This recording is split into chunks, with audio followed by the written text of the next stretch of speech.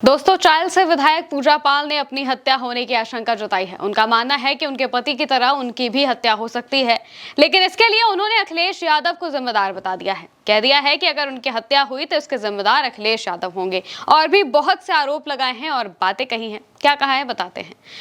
सभा से निकाले जाने के 9वें दिन बाद विधायक पूजा पाल ने अखिलेश यादव को जवाब दिया है। पूजा पाल ने अपने एक्स अकाउंट पर 2 पन्नों का लेटर पोस्ट किया है, जो कि अखिलेश यादव के नाम है। उन्होंने कहा, सपा में पिछड़े, अति पिछड़े और दलित सब दूसरे दर्जे के नागरिक है। पहले दर्जे के नागरिक मुस्लिम हैं। वो चाहे जितने बड़े अपराधी हो, उनको सम्मान देना, ताकत देना, उनकी शक्ति बढ़ाना सपा की पहली प्राथमिकता है। मैंने बहुत प्रयास किया कि आप यानी कि अखिलेश यादव हमारे पति के हत्यारों को सजा दिलाएंगे, लेकिन तमाम प्रयास के बावजूद सिर्फ निराशा ही हाथ लगी। आपका अहंकार ही है कि एक विधवा अति पिछड़ी जाति की बेटी के भीतर आपको गुनाह दिखता है। पूजा ने यह भी कहा कि अगर मेरे पति की तरह मेरी भी हत्या होती है तो इसका दोषी समाजवादी पार्टी और अखिलेश यादव को ही माना जाए। यानी कि पूजा पाल फिर से सिंपैथी बटोरना चाहती है। ये बात कई लोग कह रहे हैं। पूजा पाल का मानना है कि भाजपा में चाहे जितना बड़ा अपराधी हो, उसे सजा दी जाती है, लेकिन शायद उन्होंने विजमा यादव को नहीं देखा, उनके पति की हत्या के बारे में नहीं सुना। उनके पति की हत्या के बाद जब सपा ने उन हत्यारों को जेल में डाला था तो इस सरकार ने उन्हें बाहर निकालने की भरपूर कोशिश की थी। विजमा हाई कोर्ट, सुप्रीम कोर्ट तक गई और वहां उन्हें न्याय मिला।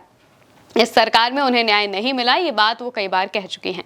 2022 के विधानसभा चुनाव में पूजा पाल प्रयागराज में चायल विधानसभा सीट से जीती थी। अखिलेश यादव ने उन्हें टिकट दिया था, लेकिन फिर पूजा पाल का झुकाव बीजेपी की तरफ होने लगा। उन पर क्रॉस वोटिंग का भी आरोप लगा। सपा उनकी गतिविधियों पर नजर रख रही थी, लेकिन फिर पूजा पाल ने विधानसभा सत्र के दौरान सीएम योगी की तारीफ कर दी। तारीफ में कहा कि उन्होंने माफिया अतीक अहमद को मिट्टी में मिला दिया है। पूजा की इस स्पीच के करीब 8 घंटे बाद ही उनको पार्टी से निकलने का आदेश दे दिया गया।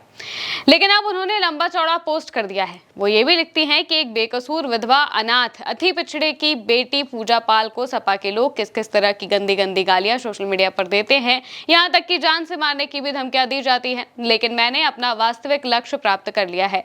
मेरे पति के हत्यारों को सजा मिल गई, अब मुझे मौत भी मिले तो भी गर्व होगा। वो आगे लिखती है, लेकिन आपने मुझे जिस तरह बीच रास्ते में अपमानित कर मरने के लिए छोड़ दिया है, इससे समाजवादी पार्टी के अपराधी अनुयायियों का मनोबल बहुत बढ़ गया है। इसलिए हो सकता है कि मेरे पति की तरह मेरी भी हत्या हो जाए। यदि ऐसा होता है तो मैं सरकारों से, प्रशासन से मांग करती हूं कि मेरी हत्या का वास्तविक दोषी समाजवादी पार्टी और अखिलेश यादव को ही माना जाए।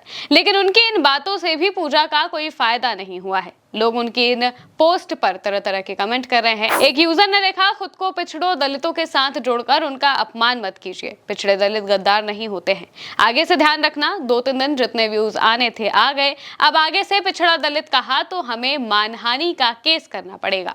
एक और यूजर लिखते हैं कि झूठ बोल रही हैं आप। व्यक्तिगत रंजिश की वजह से आपने सभी दलित, पिछड़ों और गरीब जनता को ठगा है। आपकी व्यक्तिगत रंजिश न्यायालय आपको इंसाफ देती, ना कि वोट लेके। विधायिका आप बनी तो जनता को उनके कार्यों में मदद करनी चाहिए थी।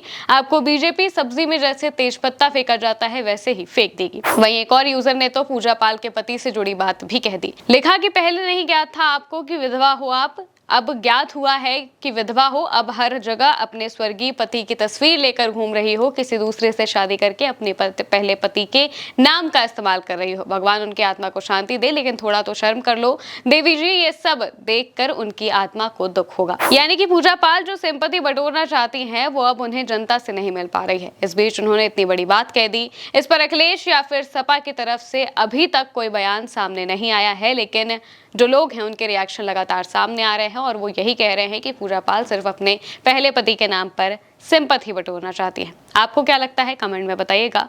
मैं हूं महिमा और आप देखते रहिए भारत एक सोच।